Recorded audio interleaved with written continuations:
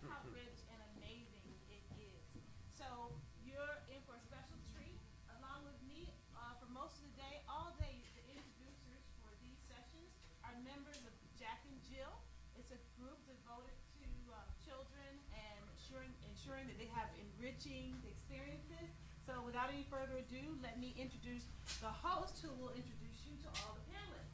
Anthony Taylor is a ninth grader, and he's a student at Miami Country Day High School, and he's going to introduce you to our authors today.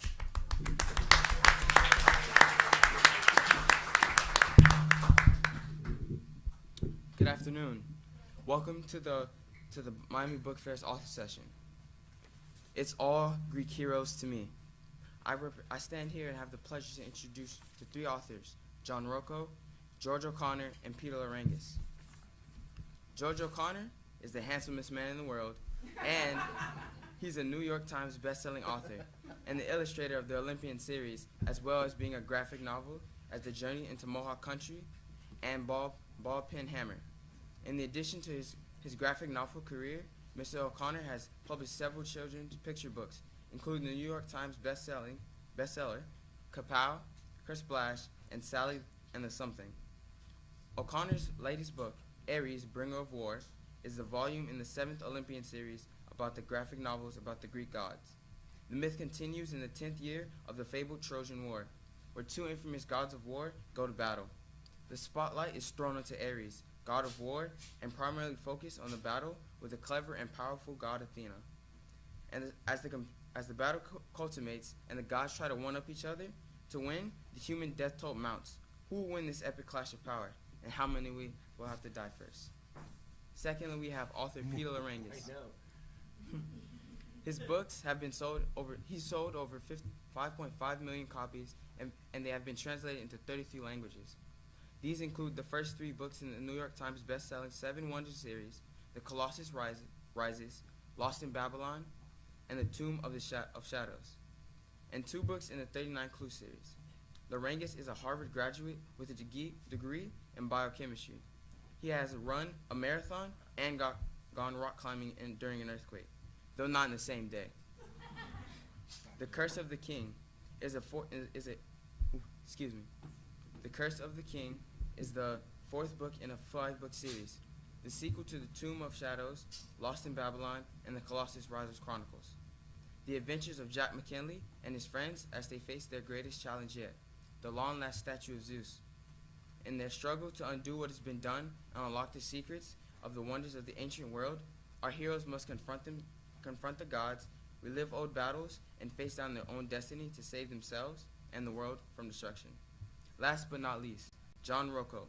He studied illustration at Rhode Island School of Design and the School of Visual Arts.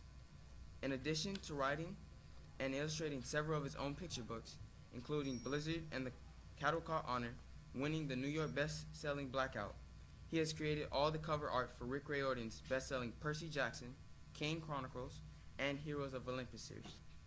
He's also illustrated books by Whoopi Goldberg, Catherine Patterson, and he's recently co-authored a novel, Swim That Rock, with Jay Pramana. Before becoming a full-time children's books creator, he worked as a director on Shrek for DreamWorks and Disney Imagineering. He lives in Los Angeles. Thank you.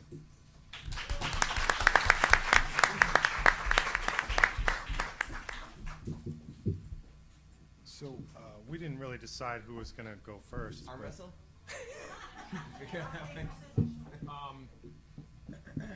Age order, maybe. You know Age what? order, so that means I go first?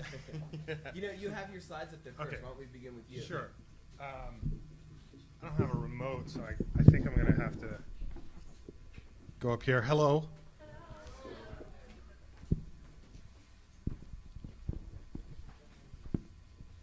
You guys are so late.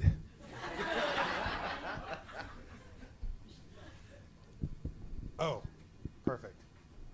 Is that really? I just tap that, or did I do that? Okay.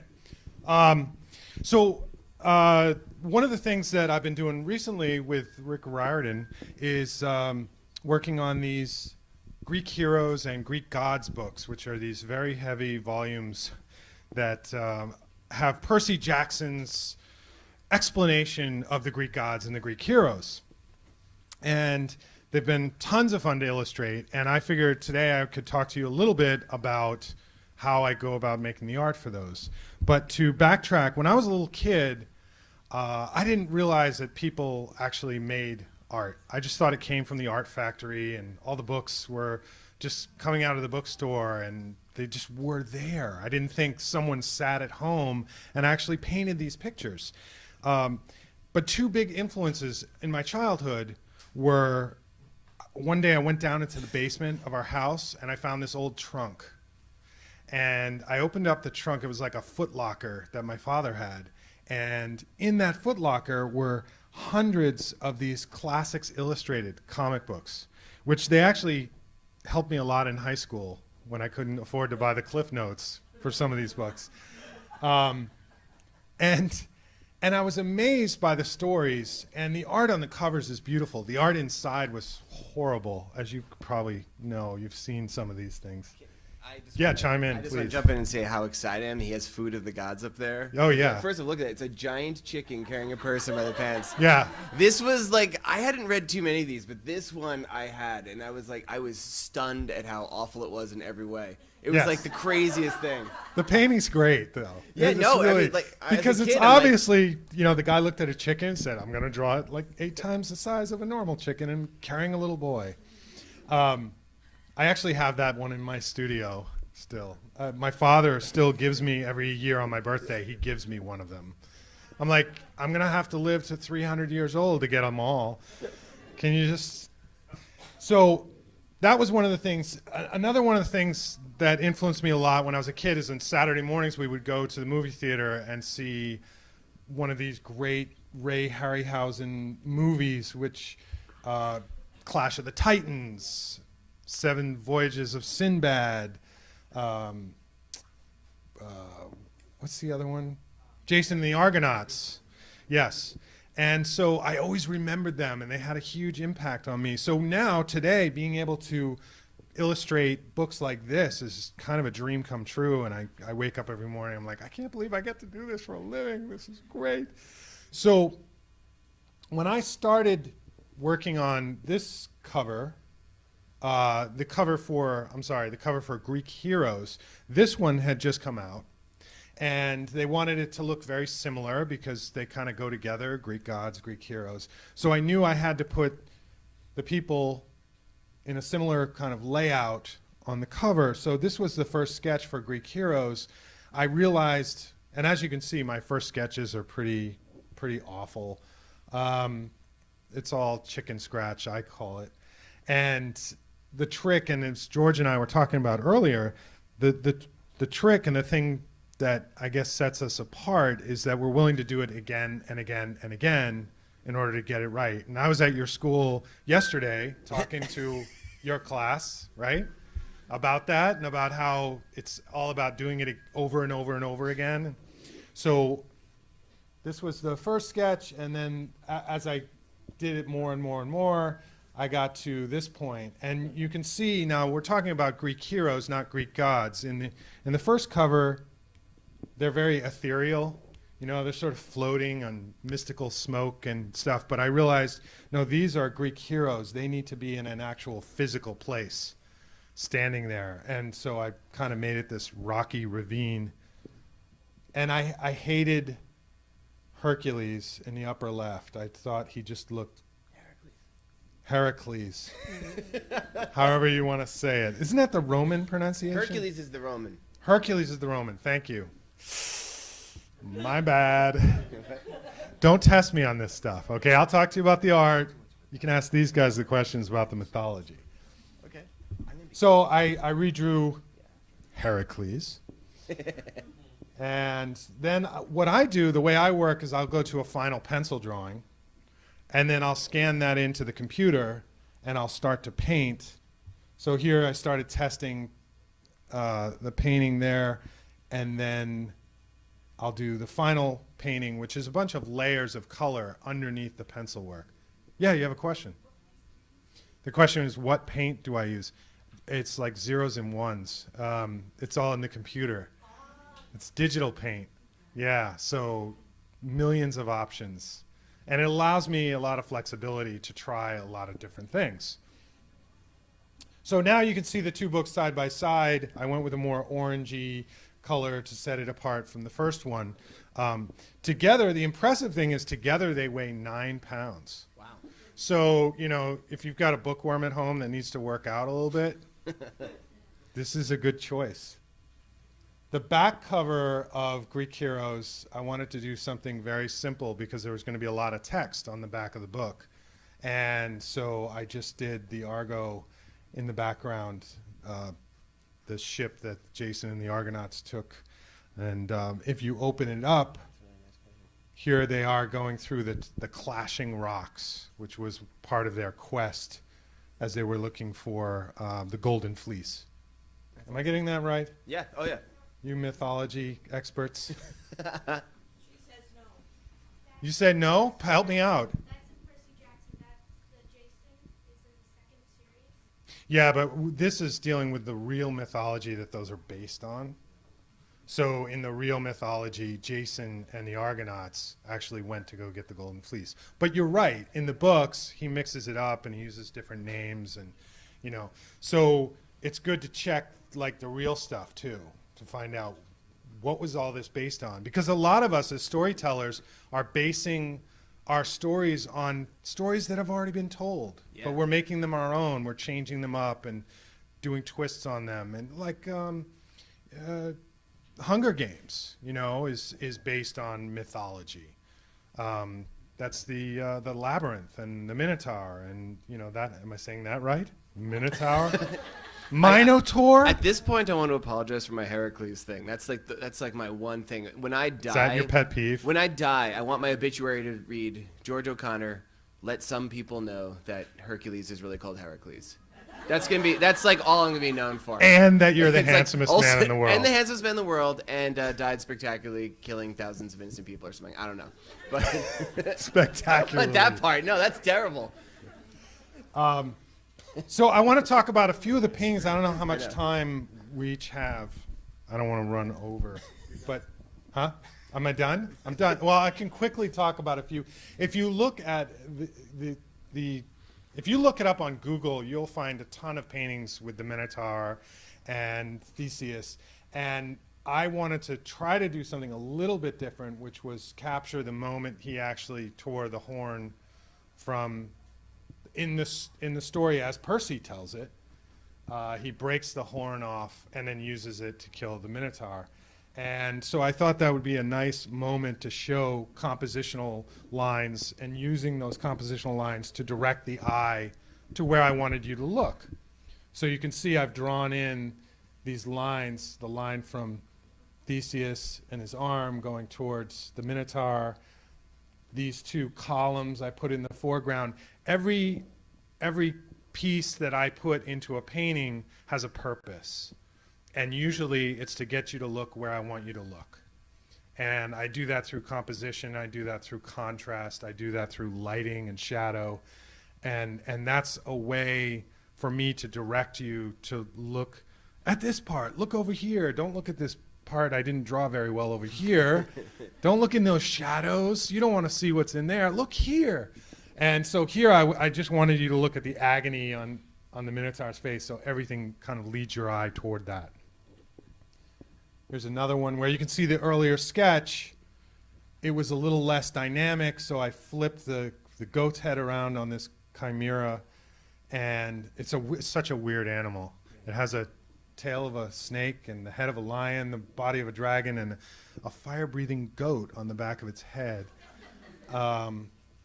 And so there you can see I flipped it around, and I also changed the landscape that he was on to make it a little bit more dynamic. You have a question? Yeah. To make a picture, this was a really tight schedule, and there's about 60 paintings in this book. So I had to do a painting almost every day. Wow. Yeah. That is a tight schedule. It was a tight schedule. How many nervous breakdowns did you have during that? I was okay. I can work pretty fast when I put my mind to it. I'm not the type of person that can work like late into the night anymore. I have a 9-year-old daughter who's just like, Yeah, okay, that's it. You got to make dinner. Got to put her to bed. What's that mean? 3 minutes and then shut up? Okay, got it.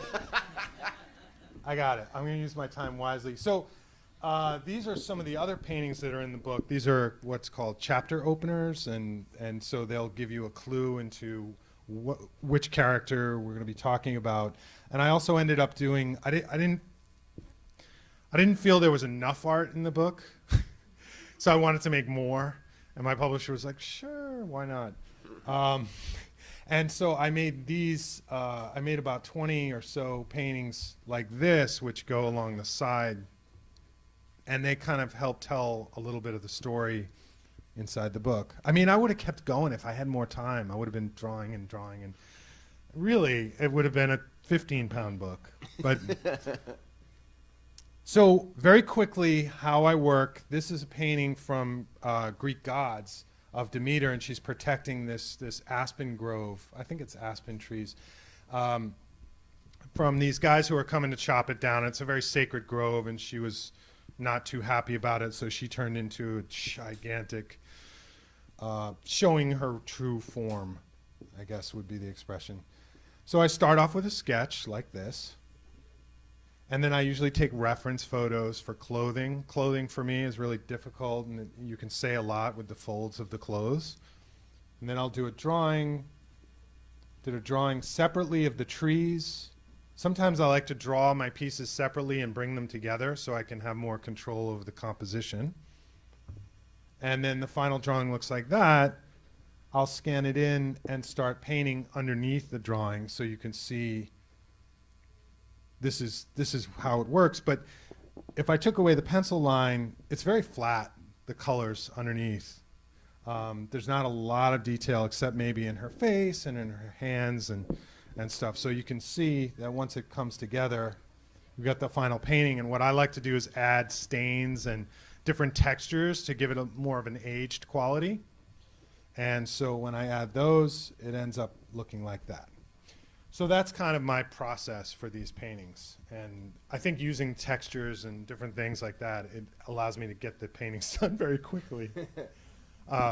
So thank you, and we're going to turn it over to Peter. That was awesome. Well, I'm totally in awe. I don't, you know, when I visit schools and kids ask me, how do you do your covers? I say I don't, and if I did, you wouldn't want to buy the book. So I'm not an artist. So, but what I can do is talk about the words that inspire the art. The series that I'm working on is called The Seven Wonders. And for those of you who want to be writers, let me start by saying that I got interested in Greek heroes in a really backward way. I had to read them when I was a kid in Greek because my family is Greek and my mother forced me to go to Greek school against my will. But back then, we didn't have Rick Riordan, we didn't have John Rocco and George O'Connor doing the art, which would have been awesome. We had really bad art, and so the Greek myths for me were half understanding them and half laughing hysterically at the horrible art, which was basically half-naked heroes, which is really funny for a kid who's about 8 or 9, you know? And so my sister and I would just crack up and draw little bubbles, irreverent bubbles of the heroes saying, you know, help in Greek.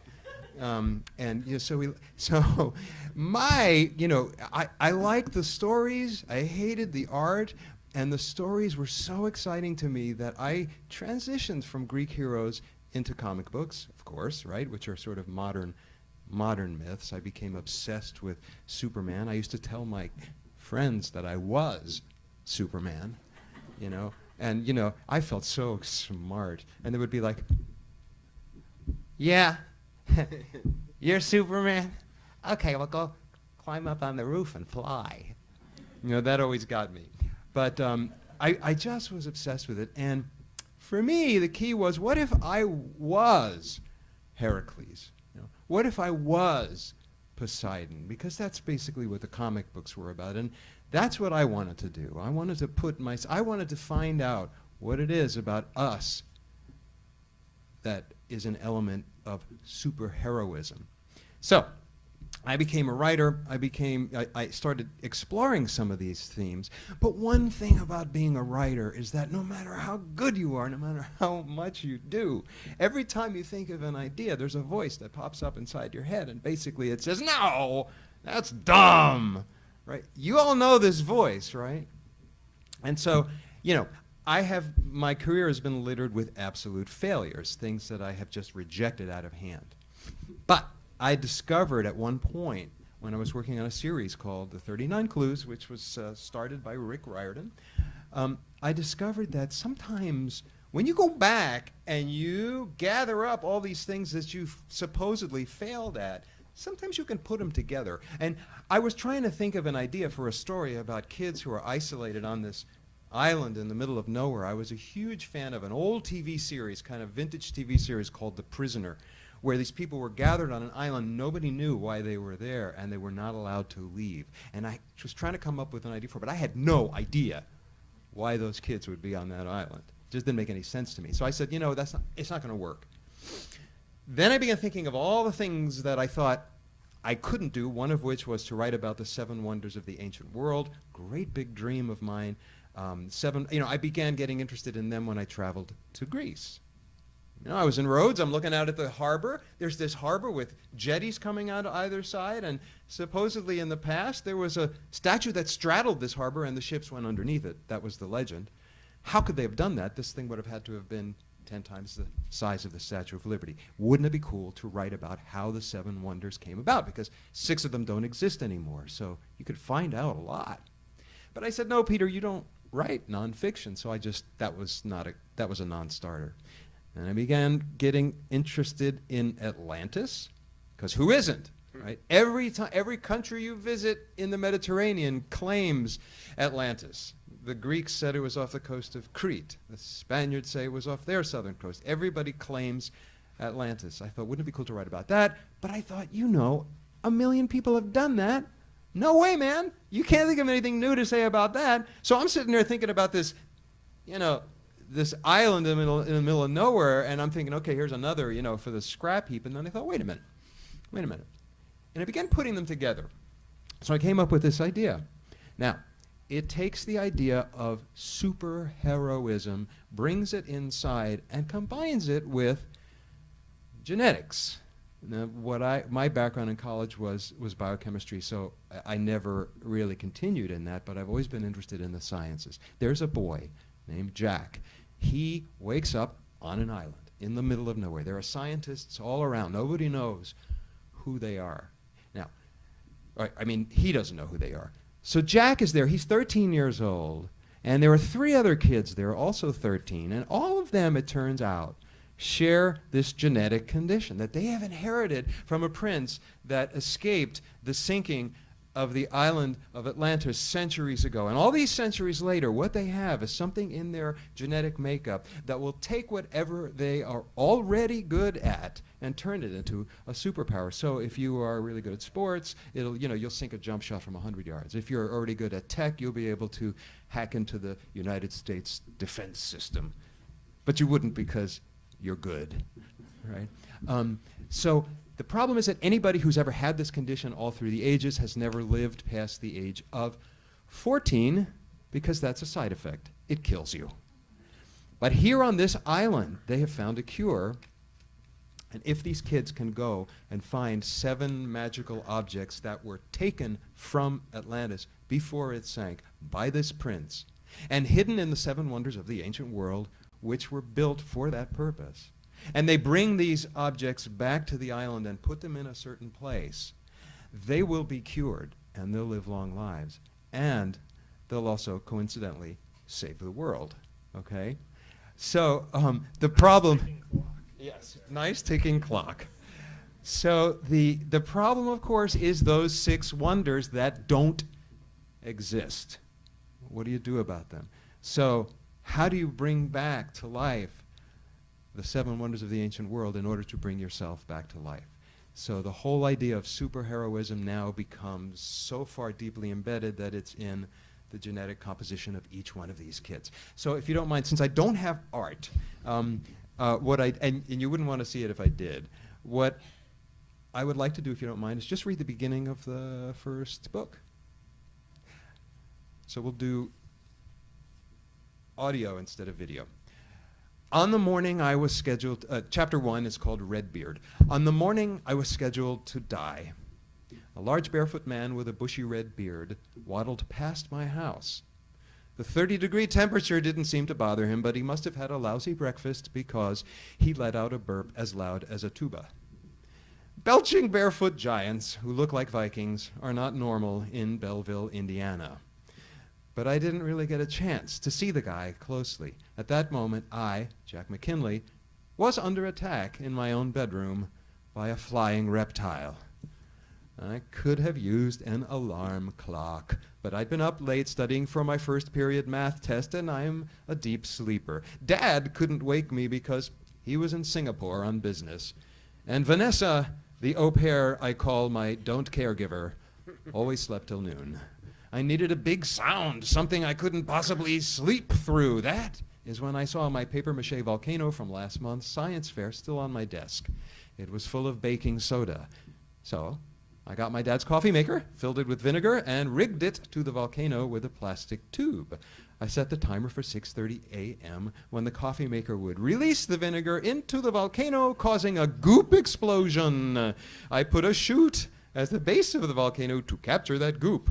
In the chute was a billiard ball which would roll down toward a spring-loaded catapult on my chair. The catapult would release a big old plastic ugliosaurus, a fanged eagle crossed with a lion, bright red. Bang! When that baby hit the wall, I'd have to be dead not to wake up.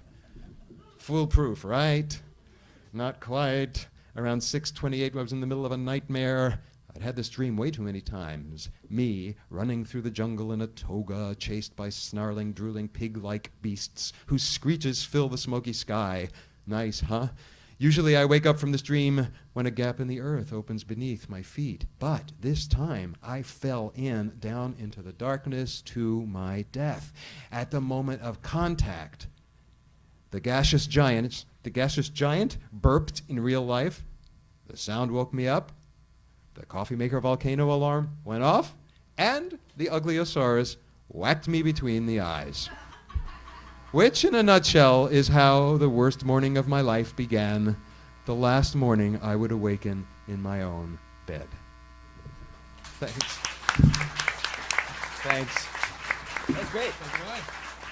Man, I gotta follow these two guys.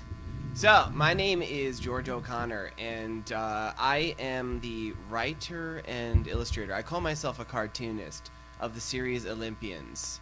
This is the 8th volume of Olympians, about Apollo. This one's not out yet. This is like the only copy in the world, and I guard it fiercely. Olympians is going to be a 12-book series. Each of them tells the story of a Greek god, one of the Olympians. They all have different ways of approaching that. I was reflecting as I was sitting up here listening to both of you two. The one thing we all have in common, besides obviously all being fans of Greek mythology, is that we're all incredibly handsome. We're all storytellers. And the thing about being a storyteller is you have to put your stamp on every single thing you do. You can't even but help do that. So we're all pulling on these old tales. We're going back to, like, for Olympians, every story I tell in here is something that was originally written down by an ancient Greek or an ancient Roman or somebody else who otherwise believed in these gods. But they definitely are transformed in the experience by me retelling these stories. And it's me putting my stamp as a storyteller. And I think that's like a really important job of what we do.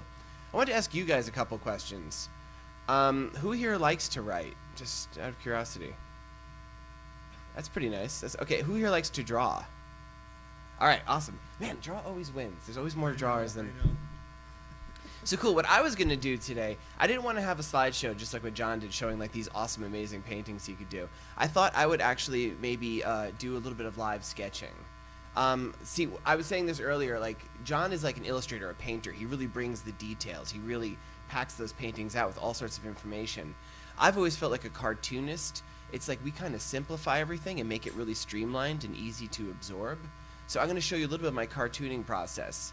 The most recent Olympians is Book 7, Ares, the Bringer of War. Now, I'm sure everybody here knows Ares, right? Like, this is a pretty Greek myth literate crowd. I don't have to get into it too much. But kind of the focal point of this book, it's set during the Trojan War. It's actually like a retelling of the Iliad. Has everyone here read the Iliad? Man, that's a messed up book. If you guys ever want to like have, if you ever want to read about like a story where like people get killed in like 11 zillion ways, like read the Iliad. So this is it's my retelling, super condensation of the Iliad, focusing on the battle of the gods itself. So you know the familiar human characters like Achilles and Hector, they're in there, but they're kind of background. It's really about what was going on in the Olympian family. And the real comparison is between the two Greek gods of war, who are Ares and Athena. Yeah. So I'm going to actually show, I didn't create these gods. People thousands of years ago knew about these gods well before I was born, right? But I am going to show you guys a little bit of the thought process that went into how I created my designs of these gods. Let's see if this comes up. All right. Pardon me, sir.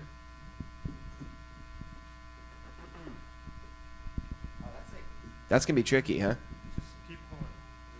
Is there more? Ooh, that was a good noise, right? All right. I think this works, right? Can everybody see this okay? Let me tilt this out maybe slightly for you guys over there. You can see okay? All right. Let's talk about gods a little bit. What do we know about Greek gods? What's like the number one defining feature for Greek god? Yeah.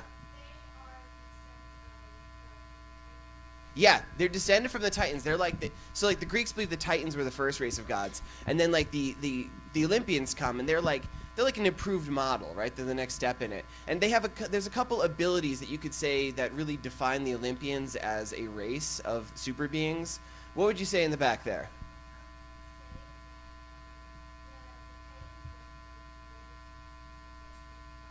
oh, okay, yes. Yes.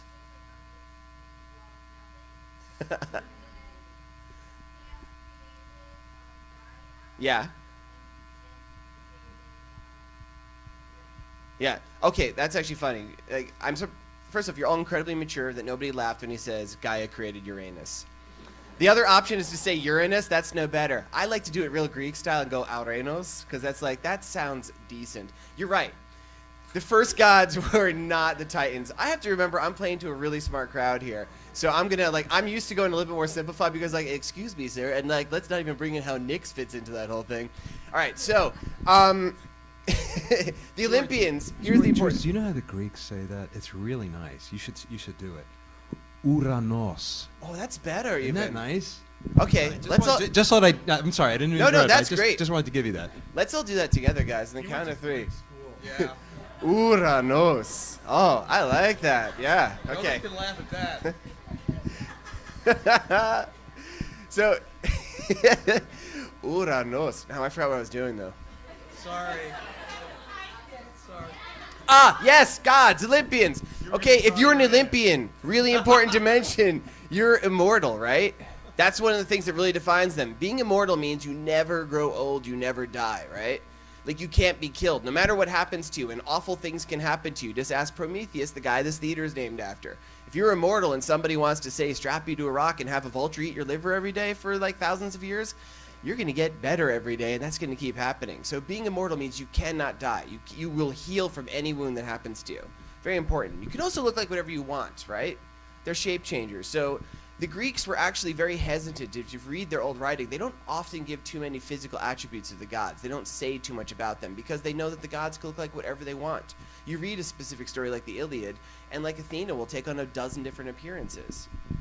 So I was like, using that as my approach, I'm like, okay, there's a couple things we know about Athena from art. She is a warrior goddess. I'm going to draw Athena first. So she should wear armor, right? She has to look the part. If she was just wearing sneakers, it just wouldn't quite have the same feel. So, but she is a goddess. She doesn't really need this armor for protection. So when I designed her armor, I thought, like, what does she use the armor for? So I designed a very open helmet for Athena. Because the Greeks, as we've mentioned, had two gods of war. Athena was the goddess of strategy and skill and battle, like, you know, all the good things about war. She's like the one that really puts a lot of thought into it, is very careful. I felt that her helmet should actually accentuate her face, because her face is, she's there to inspire troops, to like give inspiration. So it draws this attention to her, like, because she is a great communicator. She's not somebody who's going to go and cruelly kill somebody for no reason. She's only going to, like, she's all about defense and like just the right amount of offense at the right spot. She has her famous gray eyes, which is one, I also wanted to focus on those. One of the few physical attributes of the gods that's really defined. She's always mentioned as gray-eyed. I decided, reading many, many Athena stories, that Athena likes her job. She has a pretty good attitude about things. Some of the gods, I'm looking at you, Poseidon, maybe don't. And she's a really interesting contrast, too. So she's got this armor, but she's also, in addition to being about, like, battle, she's also, like, the goddess of, like, weaving and crafts and stuff. So she has, underneath her helmet with her nice flowing hair, she has, like, this robes. And, of course, she has her Aegis. Everybody's heard of that, right? Aegis is interpreted a few different ways. Some people interpret it as a shield. When I was traveling through Greece, I noticed there was a lot of statues of the Aegis because the Aegis is made from several sources, including the head of Medusa and the skin of the giant Pallas. So I've seen it interpreted as a cape, and I kind of went with that, where it's like the scaly cape, and then I draw the snake because I like to draw snakes. Let me take a question in a second, because I want to just get through this really quick. So here's our picture of Athena, right, as the compare and contrast. Let's draw Ares, the other god of war.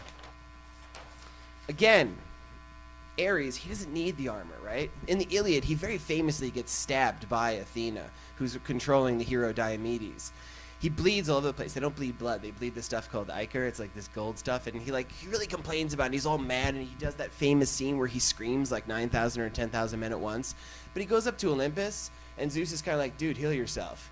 And he's like, oh, whoop. And like they describe it really cool, like it fizzes and like it just disappears. So like he's a god. He can't really be hurt. Again, he doesn't need the armor.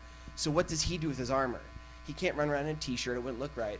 I decided Ares' armor, because Ares, he's basically the god of war. He's the god of making bloody piles of people. He doesn't care about strategy or skill. His name was a verb that meant to lose it on the battlefield. He's just like, he's a maniac. So his armor is designed to be terrifying. So I've accentuated all the points, where it's like these long, knife-like points. Didn't quite leave myself enough room for his crest. He has this giant crest of like horsehair up there. I like to give him glowing eyes. Ares is associated with the color red, just like the planet Mars, which of course is his Roman equivalent. Not a happy guy. I have in the course of my books, I think I've drawn Ares smiling twice, and both times it's right before he's about to kill somebody. Even, like, he has his famous love affair with Aphrodite. He doesn't smile at her. He plays it cool. Another thing that's really interesting about the Greek stuff, again, not too many specific descriptions of him, except for we do know he's really handsome. He's, like, probably the handsomest of the gods, which is one of those interesting things. The Greeks have these interesting little details in their character's behavior. Like, he's the closest thing to a straight-up villain the Olympians have, and he is regarded as the most physically, like, he's the most handsome. And like Athena, she's a woman, and she's the greatest warrior, and sorry, Ares fans, she could totally beat up Ares. She's the greatest warrior, and she's the smartest goddess. It's like these really cool contrasts in behavior. Society back then wasn't really necessarily very open to women, but their greatest goddess, the greatest warrior goddess, was a woman. So I think that's my Ares, right? I should probably sign this, right? And label it. So I want to compare and contrast here between what I did and what John did. He is bringing a level of detail I do not. But I can work pretty fast, so that's pretty cool. I think that's going to be my presentation. Thank you guys so much.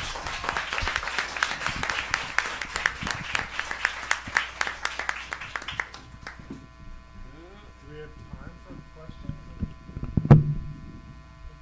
You had your hand. She had her hand up. Okay. She was giving me signals. Oh, that's what. When you're going like that to me.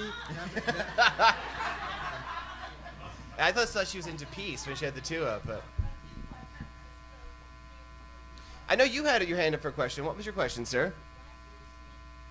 Oh, see, a lot of people don't realize this about Medusa, you know, the gross snake-headed monster. She was created by Athena, and after Perseus cut off Medusa's head, that's a kind of dangerous thing to have laying around, because he turns people into stone even in death. So after he goes and like turns a few armies to stone and just basically conquers a kingdom and kills a lot of people, he gives the head back to Medusa, and Medusa takes the snakes and makes it part of her Aegis.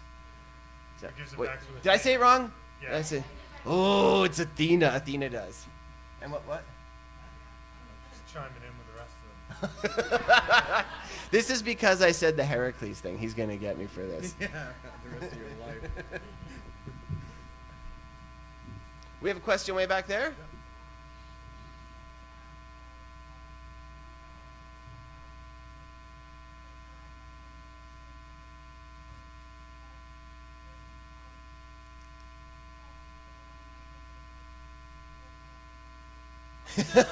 Yeah, he was saying when I was talking about the gods, he wanted to point out that they marry their brothers and sisters. Yeah, I get that. That's like a little weird, right? It makes you a little squirmy. It's like, hey, Zeus, your wife's your sister. That's kind of weird. I have a whole theory about that. Can I bust my nerdy theory about it? Because this bothers me. And I'm sure this has bothered you guys too. It's like, well, remember how it's... Somehow I'm able to sleep. I was talking before about how like the first race of gods was like the Titans. There's only 12 Titans, right? And they give... Yeah, that's my point, right? They're not people. They don't have DNA. They don't have genetics. The gods we know take on human form. There's one myth where you actually get to see what the gods really look like. Do you guys know this one? It's a really cool story. Like I'm jumping ahead a little bit, but like I don't think they're people like the way we think. Like they're brothers and sisters, but it's more like they're the only members of that race, so they have to do that. The one myth where you get to know what a god really looks like, it's the story of Semele. Semele is the mother of Dionysus. She is immortal. Dionysus is the only Olympian who has like a mortal parent, right? And Semele and Zeus are in love, as much as Zeus falls in love with anybody because he's a creep, right? But he gives her a wish. He goes, I love you so much, Semele. One wish, anything you want. I swear on the river Styx, which even a god cannot break. I swear on the river Styx that you will have your wish granted. And then Hera is like, heh. So she appears as Semele's maid, and she's like, hey, if this guy says he loves you, he's had like 9,000 girlfriends, and, you don't even know what he really looks like. How could he love you if you don't even know what he really looks like? She's like, what? He's like, yeah, of course. He's a shape-changing god. You should ask Zeus what you really look like. Semele's like, that's a really good idea. So she says her one wish.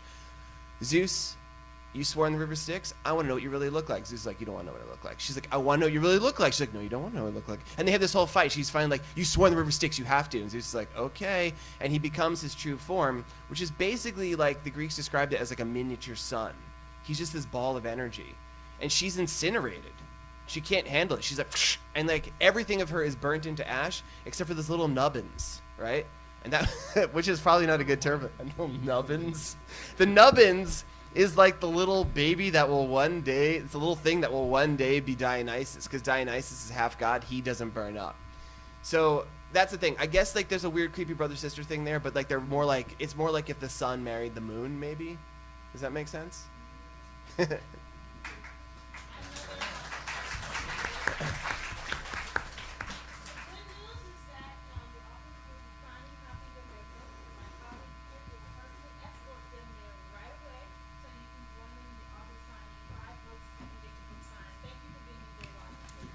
Thanks, everybody.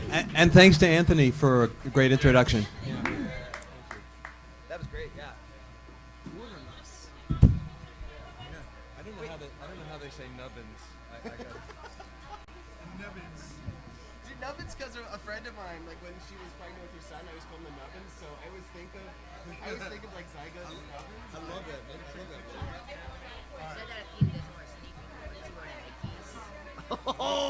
Oh, why did you say that out loud? That's a good joke. We're going to take a picture. Oh, okay. That's up to them to decide, so they can...